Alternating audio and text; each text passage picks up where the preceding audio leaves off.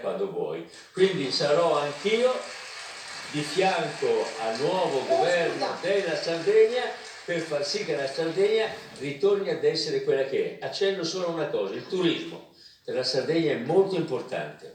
In Sardegna ci vanno ogni anno 1.600.000 turisti italiani, 1.500.000 turisti stranieri, fanno 3.100.000, ma ci rimangono anche poco, 4,6 notti ciascuno, cioè la permanenza dei turisti in Sardegna somma nell'anno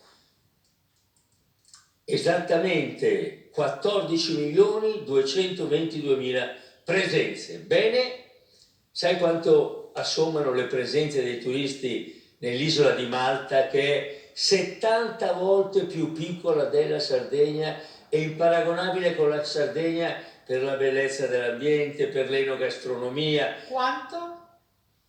15.500.000. Quindi la Sardegna, che è 70 volte più grande di Malta, potrebbe avere, se fosse governata come è governata oggi Malta, molti, ma molti più turisti, e molti turisti in più significano posti di lavoro in più, significano benessere in più. Anche su questo fronte noi ci impegneremo assiduamente. Guarda.